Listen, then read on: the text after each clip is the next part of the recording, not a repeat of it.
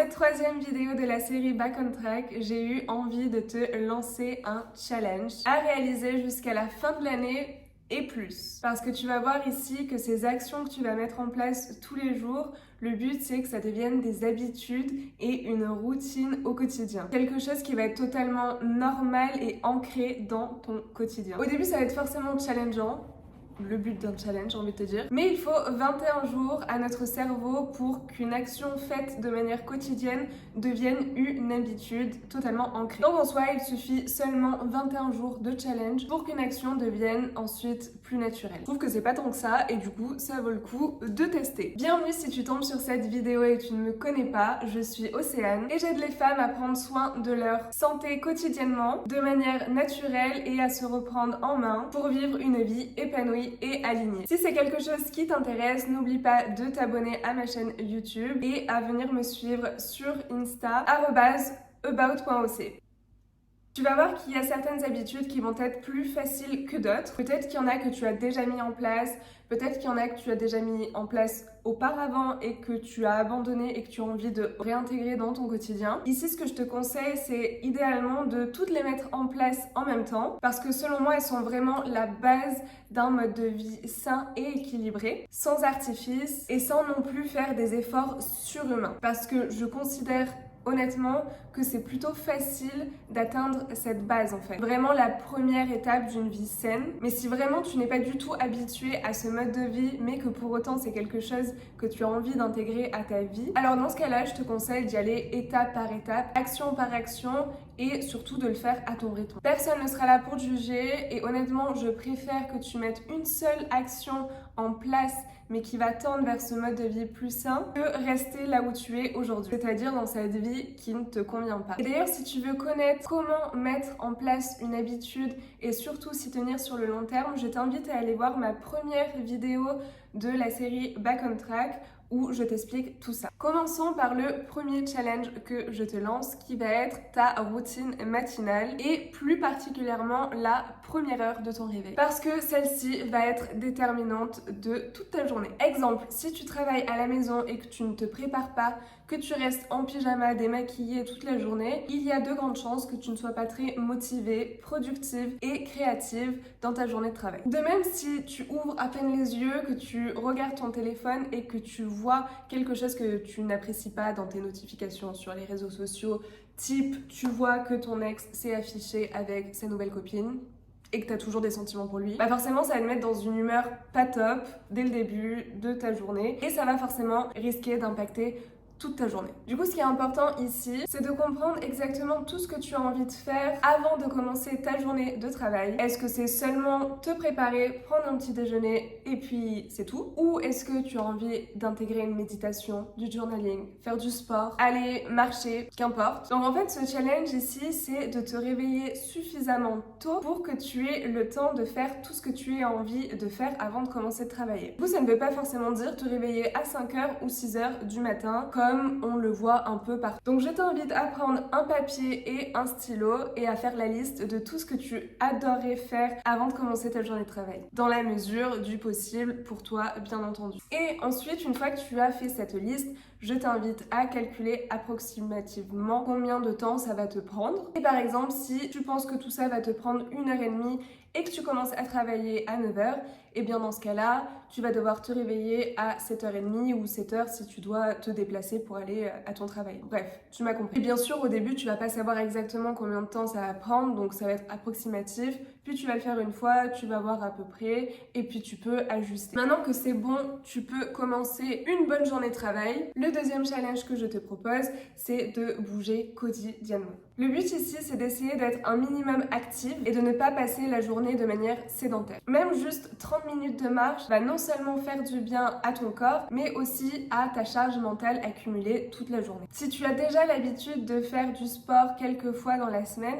eh bien je t'invite les journées où tu ne fais pas de sport à justement aller marcher. Et si au contraire tu es vraiment sédentaire toute ta journée, dans ce cas-là, je t'invite à changer certaines habitudes que tu fais au quotidien. Typiquement, si tu prends l'ascenseur ou l'escalator, dans ce cas-là, prendre plutôt les escaliers. Si tu prends les transports pour aller à ton travail, peut-être essayer d'y aller à pied si c'est faisable ou bien y aller en vélo, ou s'arrêter plutôt à un arrêt de métro et marcher 10 minutes pour terminer ton trajet. Aller se balader pendant ta pause déj, notamment avec une collègue, si ça te motive un peu plus. Et en plus de ça, vous pouvez discuter au lieu de discuter à une table avec un café. Je ne connais pas ton quotidien, mais ici, c'est faire l'état des lieux de toutes les petites actions où tu es sédentaire qui pourraient être remplacées par quelque chose d'un peu plus actif. Mon troisième challenge que je te donne, et je me le donne aussi à moi-même, surtout par rapport à ça le matin, tu vas comprendre, c'est pas d'écran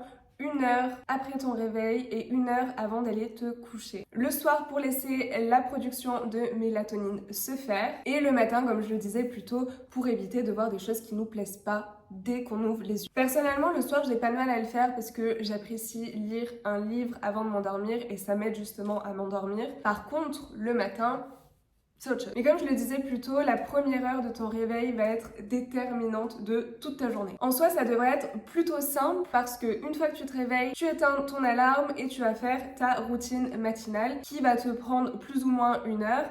Et tu n'auras pas besoin de ton téléphone normalement pendant cette routine. Donc tu n'auras pas à checker tes notifications et aller sur les réseaux sociaux. Et ensuite, tu prends les transports pour aller travailler ou juste avant de commencer à travailler. Et là, tu peux commencer à regarder ton téléphone et tu seras vraiment dans un meilleur mood. Tu auras une bonne énergie et donc forcément tu seras beaucoup plus apte à encaisser tout ce que tu vois sur les réseaux sociaux, le positif comme le négatif. Mon quatrième challenge pour toi est de lire 10 pages par jour d'un livre plutôt éducatif, donc concrètement où tu apprends quelque chose et qui n'est pas une fiction. Que ce soit un livre pour mieux performer dans ton travail, une nouvelle compétence que tu veux apprendre, un livre sur l'éducation de tes enfants ou tes animaux. Bref, le but là est d'apprendre quelque chose tous les jours. Parce que je pense sincèrement que c'est ultra important de continuer à apprendre absolument tous les jours pour se challenger, pour continuer à travailler sur nous, pour faire travailler notre cerveau et notre mémoire et etc. etc. Bref, tous les bénéfices d'apprendre quelque chose de nouveau quotidiennement. En plus, honnêtement, lire 10 pages par jour, ça prend quoi ?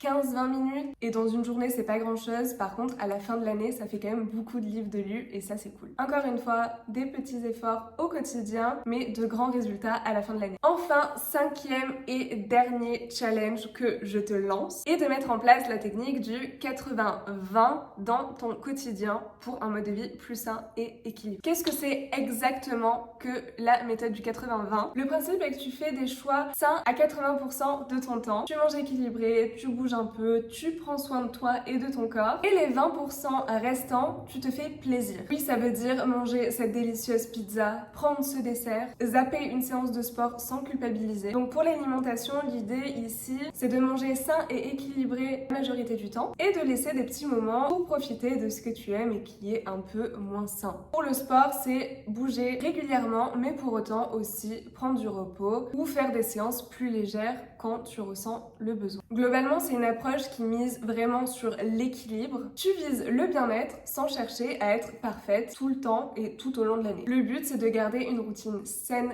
et souple. En gros, tu fais les bons choix sains et équilibrés la plupart du temps, mais sans trop te mettre la pression non plus. Résultat, moins de stress, plus de plaisir et surtout un mode de vie qui est tenable sur le long terme. Et ça, c'est ce qu'on cherche. Et ce que tu peux faire, c'est tenir un journal de bord ou faire du journaling, par exemple, dans ta routine matinale si tu le souhaites, où tu écris chaque jour comment tu te sens par rapport à ces nouvelles habitudes, si tu les as accomplies ou non. Tu peux même utiliser un tracker d'habitude. Tu vas venir aussi te féliciter, t'encourager même, écrire à quel point tu es fier de toi d'avoir accompli ces actions pendant une semaine parfaite par exemple, ou même juste tu n'as pas réussi à faire une semaine parfaite et c'est pas grave.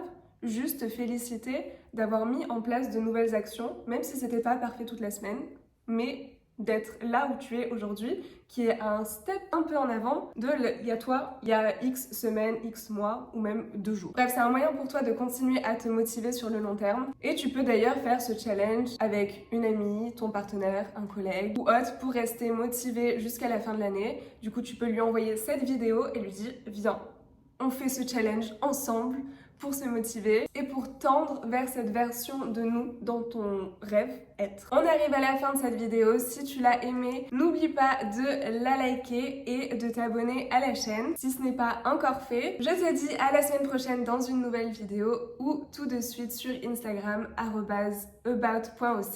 Ciao ciao!